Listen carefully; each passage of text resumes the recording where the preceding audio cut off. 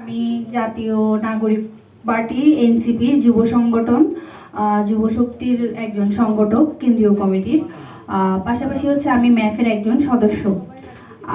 আসলে এতক্ষণ যারা কথা বলছিল তাদের চেয়ে আমার পার্টটা একটু কঠিন, কারণ আমার হচ্ছে নিজের এক্সপিরিয়েন্স শেয়ার করার একটা বিষয়। সেটা হচ্ছে বর্তমানে যেভাবে সাইবার অ্যাটাক বা সাইবার বুলিংগুলো হচ্ছে, এটা আসলে আমাদেরকে ভেতর থেকে একদম ভেঙে দেয়। যেহেতু নারী রাজনীতিবিদ হওয়া একটু কঠিন, এখানে যারা নারী আছে তারা অবশ্যই আমার সাথে রিলেট করতে পারবে। সেই জায়গায় আসলে এখন নতুন রাজনীতিবিদ হিসেবে আসলে আমার জন্য জার্নিটা আরো বেশি টাফ হয়ে গেছে, কারণ আমি যেহেতু একদম ভিন্ন প্যাটার্ন থেকে হঠাৎ পলিটিক্সে আসি, সেহেতু আমার সাথে যেগুলো হচ্ছে এগুলো আমি খুব চেষ্টা করি ইগনোর করব, যে আমি এগুলো দেখবো না বা আমি স্ক্রল করব না বা কমেন্টস গুলো পড়বো না।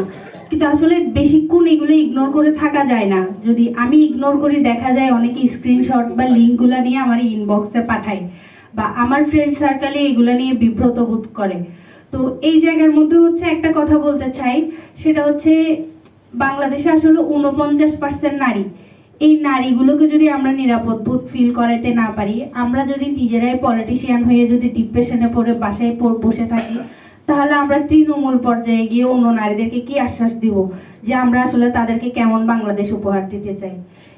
আমরা দিন দিন, বিশেষ করে প্রযুক্তি যেখানে আমাদের জন্য আশীর্বাদ হওয়ার কথা, সেখানে প্রযুক্তি এখন আমাদের জন্য অভিশাপে পরিণত হয়েছে। এই যে এআই, রিসেন্ট আমার সাথে একটা ঘটনা হয়, আমি এরকমই একটা প্রোগ্রামে ছোট্ট একটা স্পিচ দিই, ওই জিনিসটারে এআই দিয়ে এমন বাজেভাবে বানানো হয়েছে এন্ড বিভিন্ন পেজ থেকে হচ্ছে ওটা প্রমোট করা হয়েছে।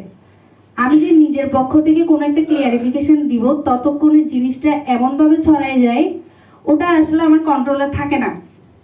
মানে আমার ফ্রেন্ড সার্কেল কতক্ষণই বা আমার ফেসবুকে কয়জনই বা রিচ করে, তার চেয়ে বেশি রিচ হচ্ছে এমন জায়গায় হয়ে যায়। অ্যান্ড নন স্টপ আমি ফোন বন্ধ রাখতে পারতেছি না, জাস্ট মেসেঞ্জারে ওই লিঙ্কগুলো আমার কন্টিনিউয়াস মানুষজন পাঠাচ্ছে।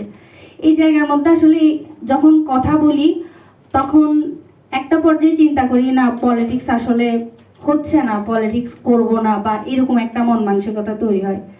দেন যখন ঢাকা আসি কক্সবাজার থেকে, তখন অন্যান্য পলিটিক্যাল ফিল্ডের যে সমস্ত আমার নারী সহযোদ্ধারা আছে সবার সাথে যখন কথা বলি, তখন বুঝতে পারি এটা শুধু আমার একার গল্প নয়, আমার দলের সিনিয়রদের সাথেও এটা হচ্ছে, অন্যান্য দলের সিনিয়রদের সাথেও এটা হচ্ছে। তাহলে হচ্ছে, এটাকে হতে দেওয়া তো আসলে খুব একটা নর্মাল বিষয় না, এটা আমাদের আসলে থামাতে হবে বা এটা কমিয়ে আনার জন্য আমাদের ব্যবস্থা নিতে হবে। আমি এই বিষয়ে কারো প্রতি অভিযোগ করছি না, বরং অনুরোধ করছি। কারণ যে সমস্ত বড় সিনিয়রদেরকে দেখে আমাদের রাজনীতিতে আসা, যাদেরকে দেখে আমরা মোটিভেটেড হই, আমি তাদের কাছে আশা রাখবো, তাদের একটা নির্দিষ্ট ফ্যান ফলোয়িং তো ফেসবুকে অবশ্যই আছে বা সামাজিক যোগাযোগ মাধ্যমে আছে। তারা যদি একটা ছোট ছোট বার্তাও দেয় যে বিরোধী দলীয় নারী বা নিজের দলের নারীদেরকে কোনোভাবে আক্রমণ করা যাবে না, এটা নিয়ে আমরা ব্যবস্থা নিব, আমি মনে করি আগামী নির্বাচনে এটা খুব ভালো একটা ইম্প্যাক্ট পড়তে পারে।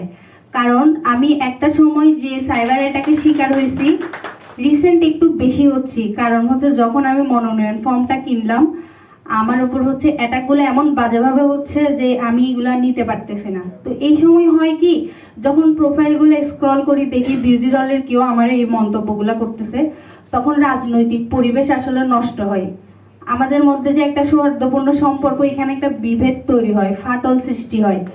আমাদের একটা সুস্থ রাজনৈতিক পরিবেশ, যেটা আমরা বারবার বলছি, নতুন রাজনৈতিক বন্দোবস্ত আমরা পরবর্তী জেনারেশনকে উপহার দিব, এই যাত্রাটা আসলে আপনারা আমাদেরকে সেফ ফিল করানোর মাধ্যমেই শুরু করেন। আমরা 49% নারী, আমরাই এখন ভিকটিম। আমাদেরকে সাথে না নিয়ে আগালে আসলে দেশের পুরোপুরি যে মর্যাদাপূর্ণ বাংলাদেশ গঠনের স্বপ্ন আমরা দেখছি, ওটা কখনোই সম্ভব নয়।